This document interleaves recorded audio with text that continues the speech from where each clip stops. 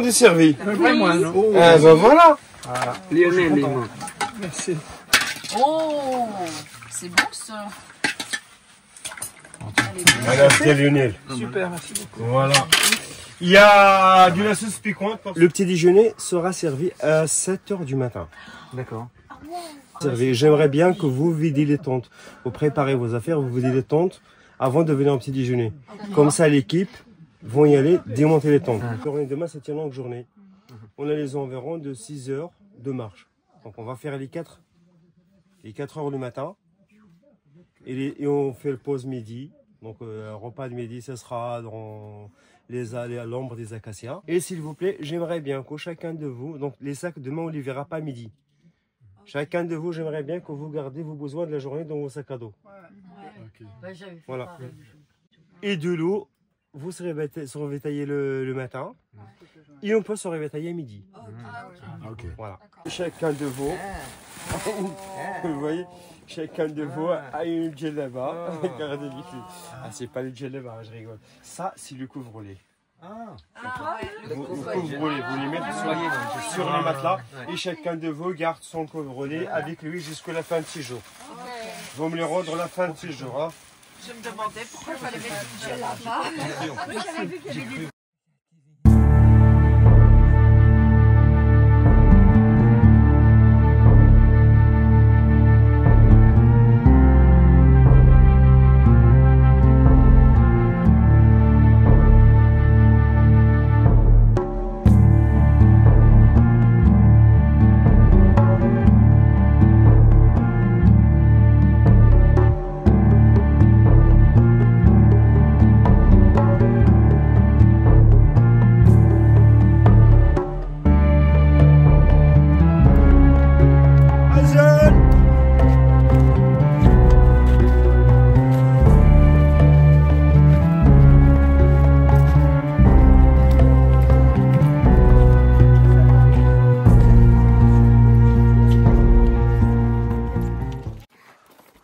Ça, c'est les coquillages de œufs de vipère.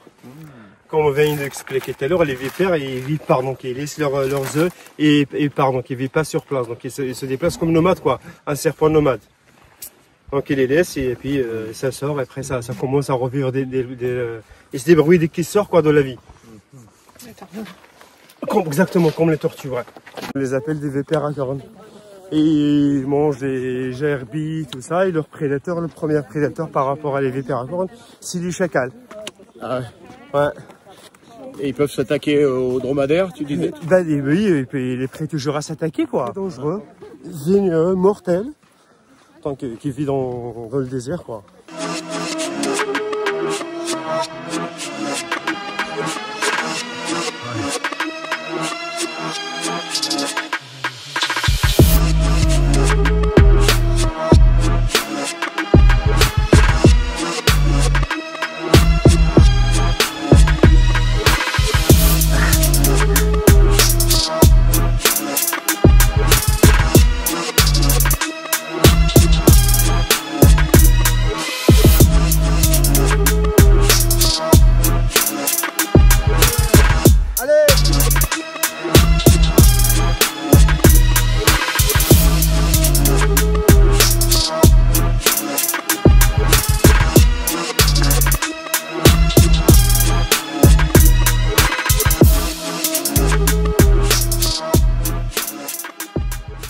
Bon, concernant le programme de demain, donc on va rester sur le même heure de réveil, petit déjeuner à partir de 7 h.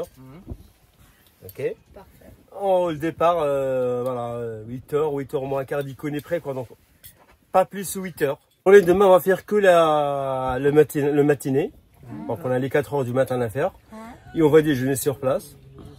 On va déjeuner sur place de le bivouac de demain soir. Et l'après-midi, donc juste avant le coucher de soleil, on ira à la haute dune de la région, la dune de Alexer, pour assister au coucher de soleil après-midi. Voilà. Donc le terrain, ça sera un petit peu comme aujourd'hui, dune, plat, un peu comme ça le matin. Donc le soir, on ira sur la dune. Voilà.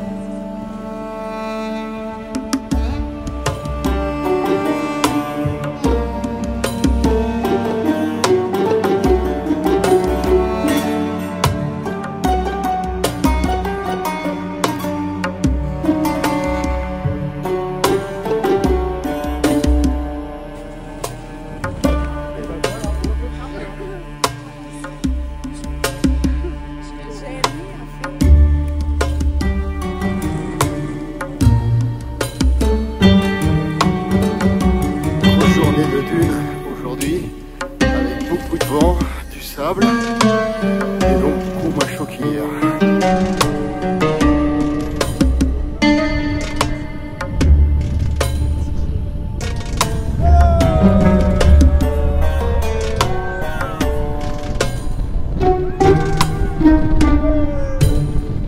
Pas trop de vent aujourd'hui? C'est la vente de la terre.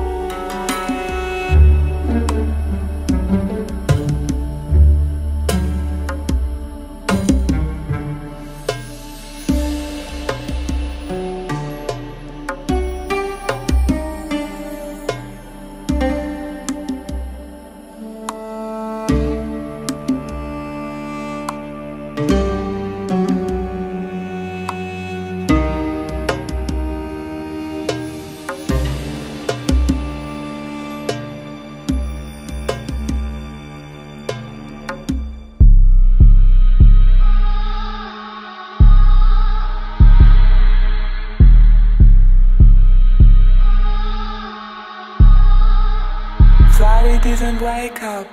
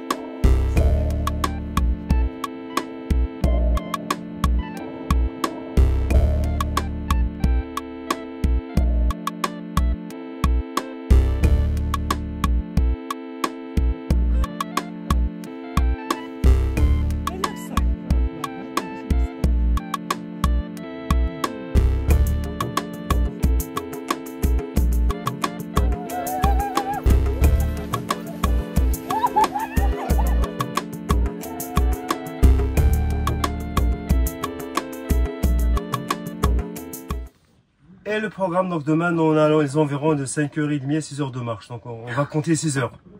On va faire 4 heures le matin, tranquille. Hein. 4 heures le matin et 2 heures le soir. Et le matin, on va commencer par le massif du Nir ici, jusqu'au Ouaddara, et on traverse Ouaddara, on déjeune à l'ombre des Tamaris.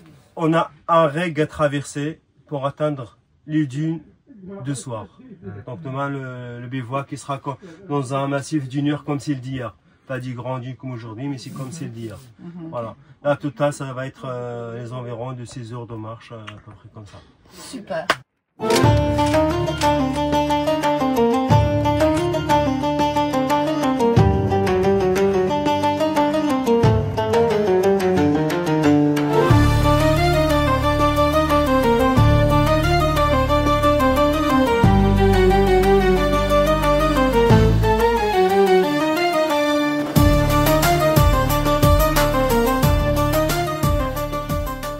Beaucoup de plantes, de verdure dans ce désert, t'es surpris?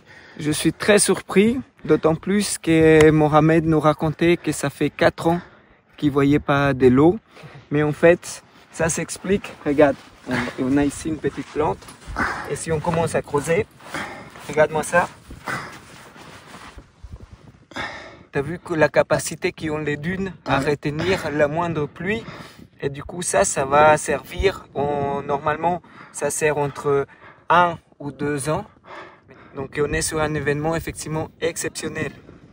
Et qu'est-ce qu'on a vu comme plante depuis 4-5 jours qu'on se balade dans les dunes? T'as vu des trucs surprenants?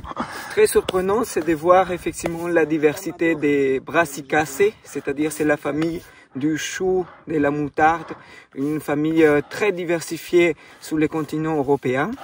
Et ce qu'on peut voir, c'est que cette même diversité, on la retrouve ici dans le désert également. Et ça s'explique par cette quantité de sable qui est riche du manque d'eau en sel.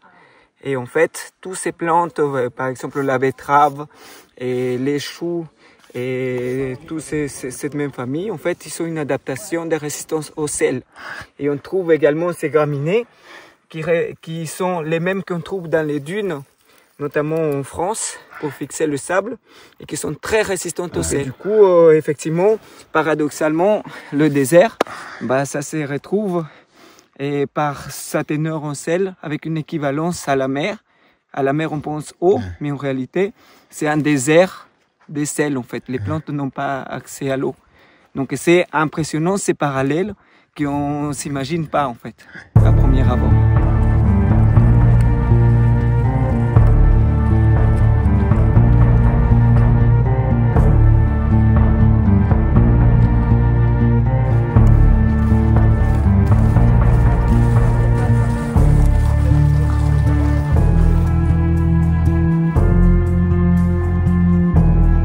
Dans le lit du fleuve Rodra, qui il y a quelques jours encore avait à peu près 1 mètre d'eau suite à de violents orages, ce qui est quand même assez rare. Il a pu passer 3 ou 4 ans sans avoir la moindre goutte d'eau. Impressionnant. Ouais. Et là, il va jusqu'où? L'Ouadra, c'est un des longs fleuves au Maroc, donc elle vient de Haute-Atlas jusqu'à l'Atlantique, jusqu'au Cap Gras. Ce qu'on appelle le Cap Gras jusqu'à l'Atlantique. C'est les environs de 1150 km.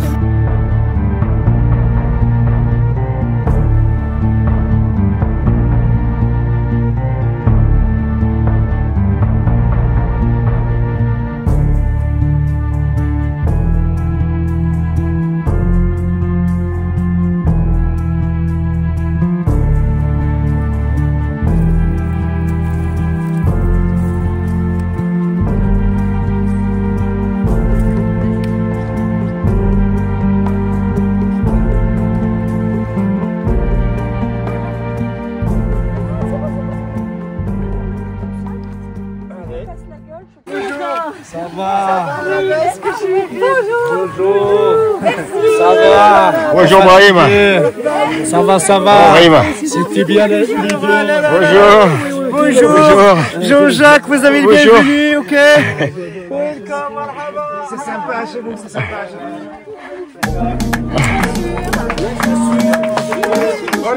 Bravo.